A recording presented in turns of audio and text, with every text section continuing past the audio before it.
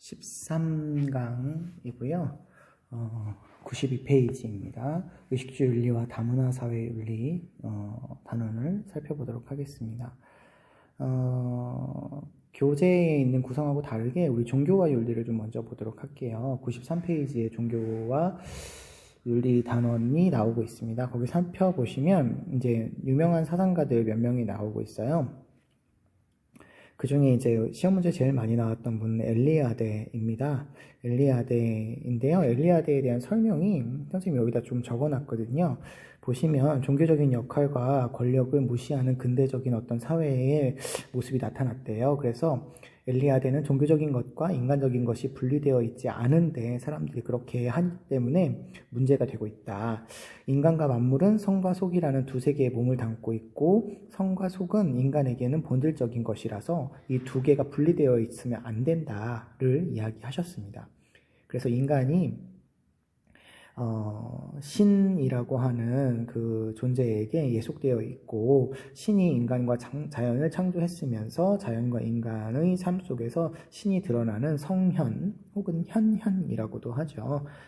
를 강조하시고 체험을 하시게 되면 종교적인 인간이 된다라고 이야기했는데 이런 것들을 경험하지 못한 인간은 이제 비종교적인 인간이라고 하면서 인식과 행동의 바탕에 종교적인 의식이 깔려져 있기는 있지만 일상에서 종교적인 제의를 경험하기 어려운 사람들을 우리가 비종교적인 인간이다 이렇게 얘기를 할 수 있겠습니다. 종교적인 지향성은 인간의 존재의 본질이라서 절대적인 실체를 갈망을 하고 있는 게 이제 인간의 본질이다 라는 이야기를 엘리아데 선생님께서 강조하고 계시죠. 프로이드, 마르크스, 도킨스 나오는데요. 우리 교재에 보면 뒤르케임과 틸리히 선생님이 나와요. 그분들에 대해서는 교재에서 한 번 더 살펴보도록 하고요. 종교적인 분쟁과 관련된 부분도 한 번씩 이렇게 생각을 해주시면 되는데 크게 어려운 건 아니고 관용, 세계윤리, 유교의 서의 차원에서 두 개를 조화시켜야 된다. 이런 이야기가 나오고 있습니다. 의식주 윤리 부분은 이제 외부의 사상을 가지고 우리가 이걸 조금 더 자세하게 살펴보는 부분이 시험 문제에서 많이 나왔어요. 지난 수능에서는 먹는 것과 관련해서 유교와 묵가 사상을 통해서 문제를 나왔거든요. 그래서 그런 우리 2단원에서 배운 다양한 사상과 관련해서 문제가 나온다 라고 보시고 생각해 주시면 되시겠고요. 여기 나오는 용어들 정도만 알고 있으시면 될 것 같습니다. 여기 이런 사상가들이 예전에 나왔어요. 그래서 이런 것들이 나올 수 있다라고 알아두시고요. 그 다음에 주거와 관련돼서는 볼로브와 하이데거가 나오는데요. 이 두 사람을 너무 구분하려고 애쓰지 마시고요. 볼로브인지 하이데거인지는 별로 중요하지 않거든요. 그래서 제시문 통해서 그 제시문에 나와 있는 대로 문제 풀어주시면 될 것 같습니다. 그 다음에 소비윤리에서는 합리적인 소비와 윤리적인 소비, 그리고 앞에 나왔던 배블런과 동조소비 이런 것들을 중심으로 알아두시면 될 것 같고요. 다문화는 여기 세 가지 태도, 요게 이제 중요하죠. 동화주의냐, 문화다원주의냐, 다문화주의냐, 요게 중요한 것 같아요. 요 두 개는 주류 문화와 비주류 문화로 구분을 하고요. 다문화주의는 비주류 문화를 구분을 하지 않죠. 대등한 문화로 인정을 하게 됩니다. 문화의 다양성을 인정하면서 무게를 인정하는 그런 내용이다 라고 살펴봐 주시면 되시겠습니다. 자, 여기까지 일단 보시고요. 문제 풀도록 하겠습니다. 네, 92페이지에 보시면 여기 볼로브의 입장이 나오는데요. 사실은 이걸 여러분이 기억하고 있는 게 크게 의미가 없어요. 그래서 한 번씩만 봐주시고 이게 볼로브의 입장이구나 라는 정도만 파악해 주시면 될 것 같습니다. 그 다음에 여기가 좀 중요한데 이제 새로이 등장하는 사람 중에서 디르케임과 틸리 선생님이 최근에는 조금 강조가 많이 되고 있는 것 같아요. 그래서 이 분들의 입장을 좀 기억을 해 주시되 디르케임 선생님께서는 사회학자예요. 사회학자. 그래서 사회성으로 인해서 종교가 만들어졌다라는 것을 강조하시고요. 틸리 선생님 같은 경우에는 자유주의 종교학자입니다. 종교학자예요. 그래서 모든 인간은 종교성을 본질적으로 가지고 있다. 그래서 어떤 특정한 신이 아니어도 자기가 집중하고 있는 것이 곧 신이다. 이런 이야기를 하고 계시기 때문에 요거 중심으로 살펴봐 주시고 여기 선생님이 표시한 내용들 중심으로 봐주시면 되실 것 같습니다. 1번 문제 볼게요. 94페이지입니다. 집은 세계의 중심이고요. 과거에는 세계의 중심이 자기 민족의 거주지에 옮겨놓은 성스러운 지점으로 상징화되었지만 지구가 둥글다는 사실이 밝혀지면서 민족의 거주지는 더 이상 어느 것보다 우월하지 않는 곳이 되어버렸습니다. 그러나 성스러운 지점이라고 믿었던 세계의 중심이 사라졌다 할지라도 인간은 변함없이 어떤 중심을 삶의 기준으로 삼고 있고요. 그 중심은 인간이 세계에 거주하는 곳, 항상 귀환하는 곳, 바로 집인데 인간의 본질 실현은 그러한 중심과 연결되어 있다고 합니다. 이 집은 인간이 저항을 극복하고 적을 막아내야 되는 위험과 희생의 공간이 아니라 오히려 위협에 대한 경계심을 내려놓고 긴장을 풀 수 있는 안정적인 영역이다. 그래서 인간에게 평화를 선사하는 것이 집의 최대의 과제다. 이렇게 얘기하고 있습니다. 맨 마지막 문장에서 이제 외부 세계와 내부 세계를 구분을 하는 그런 내용을 우리가 찾아보신다면 이분이 이제 볼로브가 되실 텐데, 볼로브인 게 중요하지 않다고 말씀을 드렸죠. 그래서 1번부터 보시면 외부의 세계와 단절시켜 고독감을 느끼게 한다라고 했는데, 우리가 알고 계시기는 외부의 세계와 단절시키는 게 아니라 외부 세계와 이제 연결하는 어떤 열린 공간이다, 닫힌 공간, 이런 이야기를 하죠. 그리고 고독감을 느끼게 하는 것도 아니고 긴장을 풀고 안정을 할 수 있는 그런 공간이다, 이렇게 설명을 하기 때문에 잘못된 설명이라고 볼 수가 있겠습니다. 2번 보시면요, 인간이 머무는 모든 것은 공간이 주는 의미와 무관하게, 공간이 주는 의미와 무관하게가 아니죠. 거주하는 곳, 귀환하는 곳으로서의 어떤 주거의 관점에서 세계의 중심이 되는 거라고 볼 수 있겠습니다. 그리고 세계의 중심이 사라졌죠. 그래서 이것도 아니라고 볼 수 있겠고요. 3번 보겠습니다.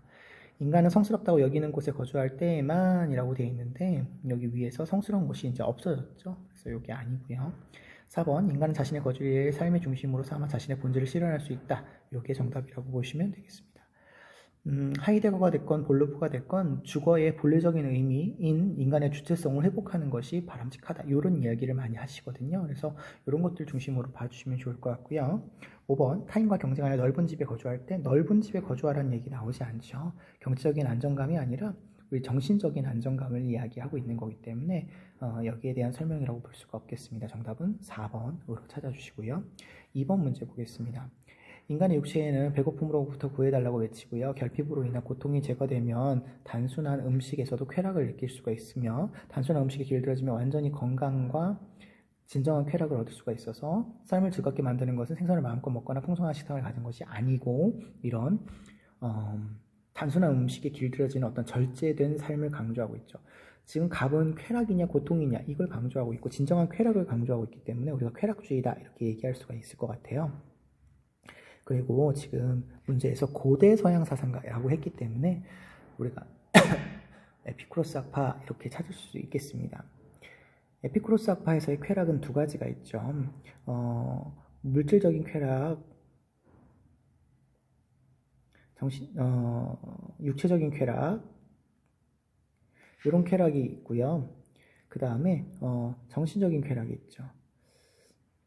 물질적이고 육체적인 쾌락은 쾌락을 많이 추구했을 때 뭐가 생겨나냐면 고통을 유발하기도 하죠. 그래서 이걸 우리가 쾌락의 영리현상이다, 영리다, 이렇게 이야기를 하거든요. 그리고 정신적인 쾌락은 오로지 순수하게 쾌락을 추구하는 것이라서 이게 진정한 쾌락이다, 이렇게 이야기를 합니다. 그래서 진정한 쾌락을 누리기 위해서는 물질적인 쾌락을 누리지 말라는 게 아니라 이걸 잘 절제를 해서 고통이 유발되지 않도록 해야 된다, 이런 이야기를 하고 있거든요. 이게 이제 쾌락주의인 에피쿠로스의 사상이구나 라고 하는 것을 찾아주시면 좋겠고요. 그 다음에 을을 보시겠습니다. 양식이나 마실 것이 결핍되면 결핍된 것을 욕망을 하고요. 이런 욕망은 한쪽 방향으로만, 즉 지나친 쪽으로만 잘못된 뿐이라고 봅니다. 더 이상 먹고 마실 수 없을 때까지 먹고 마시는 것은 양에 있어서 자연을 따르는 것을 넘어서기 때문에 너무 많이 먹지 말란 얘기죠. 지나치면 무절제하며 무절제한 사람은 비난받아 마땅하다. 그러니까 적당하게 해라, 적당하게 해라 라는 걸 우리가 어려운 말로 중용의 상태다, 이렇게 이야기하죠. 고대 사상가, 서양 사상가에서 중용을 강조하시는 분은 아리스토텔레스다, 이렇게 얘기할 수 있겠습니다. 그러면 기억 보시면 음식을 먹는 것은 배고픔으로 인한 고통을 제거하여 쾌락을 가져다 준다. 그렇죠. 어느 정도 쾌락을 가져다 주는 건 사실입니다. 니은 음식을 먹는 것에서 육체적인 의무를 따르는 행위로 항상 무절제한 생활이 이루어진다라고 했는데 절제해야 된다라고 했기 때문에 항상 무절제하다라고 볼 수가 없겠죠. 그 다음에 디귿 음식에 대한 욕망을 최대로 충족시킬 때에 대한 삶의 만족도가 향상시킬 수 있다. 음식에 대한 욕망을 최대로 충족시키는 게 아니라 절제해야 된다 이렇게 얘기를 해야 되겠죠. 틀렸네요. 리을 음식에 대해 절제하여 섭취하는 태도는 인간이 바람직한 삶을 살아가는데 필요하다. 그렇죠. 절제가 필요하다라고 이야기하고 있기 때문에 정답은 2번 기억리을 찾으실 수 있겠습니다. 목민관 나왔네요. 더 보지 않아도 이 글을 쓴 사람이 누구라고 알 수 있냐면 정약용 선생님이다 라고 알 수 있겠습니다. 정약용 선생님 같은 경우에는 유학자임과 동시에 실학자다 이렇게 생각을 하셔야 돼요. 자, 그래서 읽어보시고 보기를 보시겠습니다. 목민관의 검소한 의복 필요하다고 보겠죠. 백성은 목민관의 인격과 풍석을 짐작할 수 있어야 된다. 이거 맞는 이야기라고 보시면 되겠습니다. 유교에서는 이런 것들을 강조하죠. 니은 의복은 사회적인 지위에 따른 목민관의 권력을 과시하기 위한 수단이다. 그러시면 안 되겠죠. 안 되겠죠.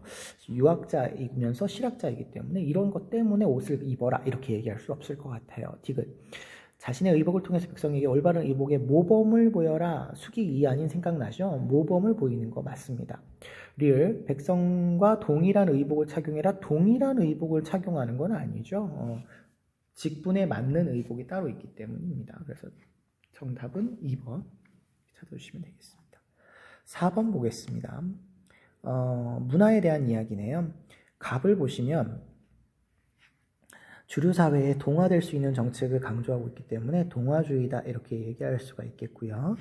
을을 보시면 평등하게 인정을 하고 대등하게 조화를 이루어야 된다니까 다문화주의가 되겠죠. 다문화주의가 될 것 같고요. 병을 보시니까 소수 문화가 주류 문화와 마찬가지로 존중받는다라고 해서 존중을 하기는 하되 주류 문화와 비주류 문화를 구분하기 때문에 문화다원주의다 이렇게 볼 수가 있겠습니다. 그러면 용광로 모델, 국수 대전 모델, 샐러드 볼 모델 이렇게 보시면 되겠죠.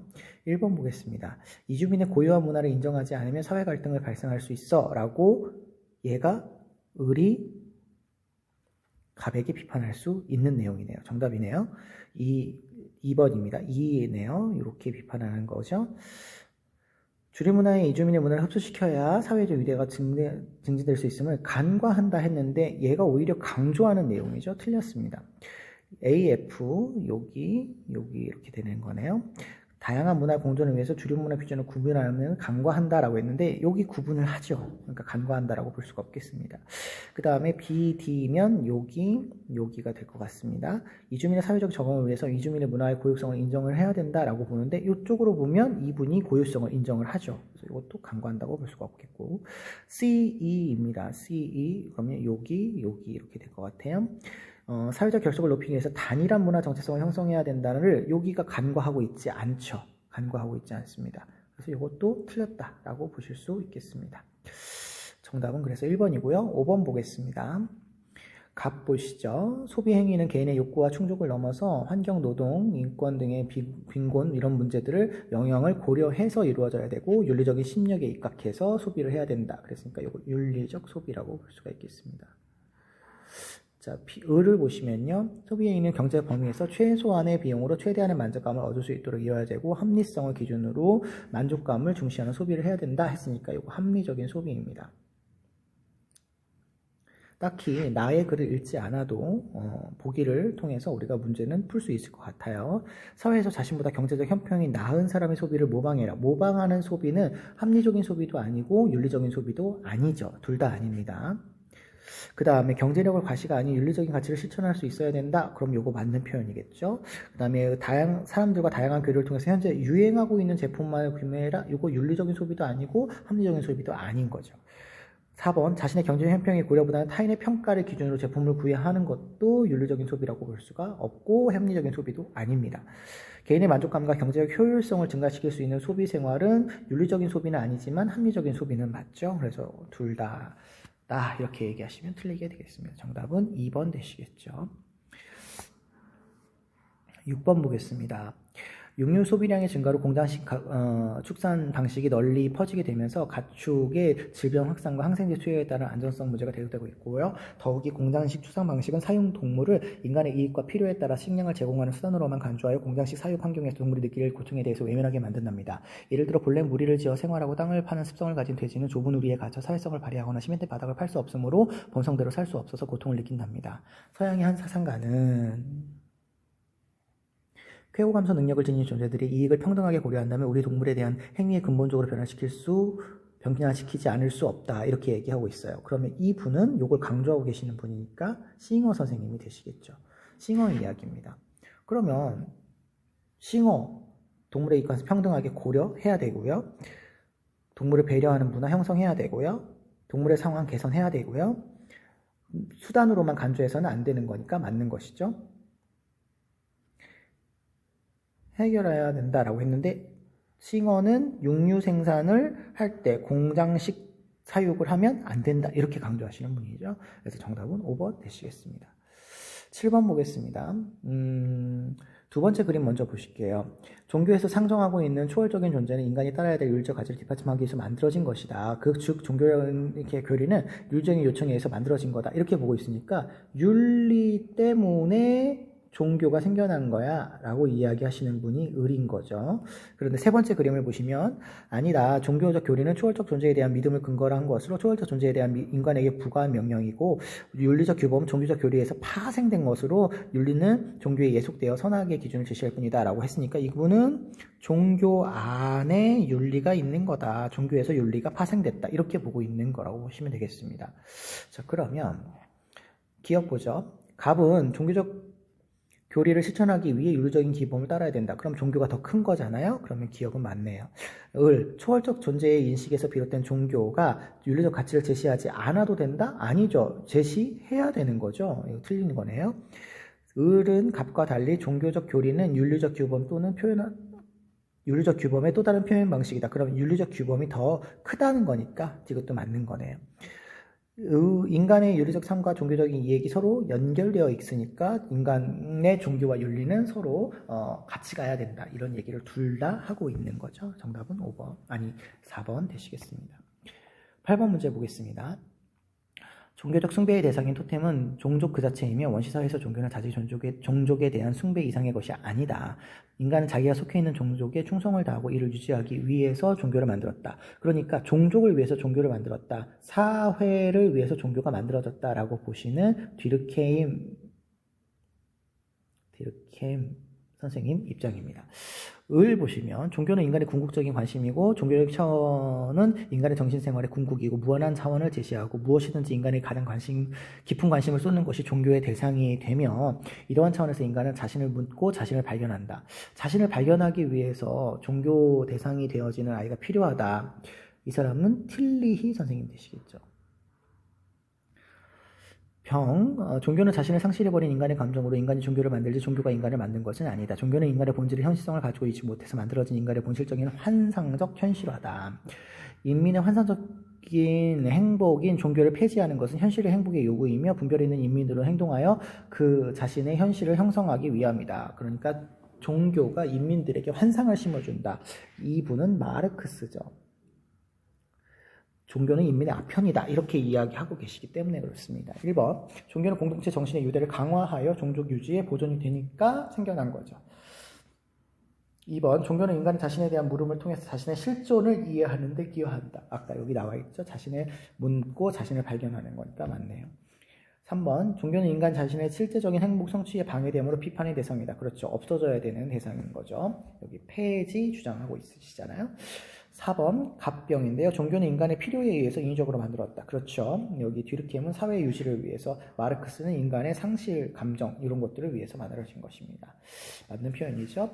5번 종교는 인간의 삶 전체에 관여함으로 인간의 본질을 실현시켜준다. 이러면 틸리히는 맞지만 이 두 사람은 맞다고 볼 수가 없겠죠. 네, 정답은 5번이다. 이렇게 찾으시면 되겠습니다. 의식주와 다문화 사회 윤리는 이렇게 내용이 복잡하지 않고 이론이 많이 있는 것은 아니기 때문에 여러분이 이렇게 간단하게 봐주시면 되시겠습니다. 여기까지 볼게요.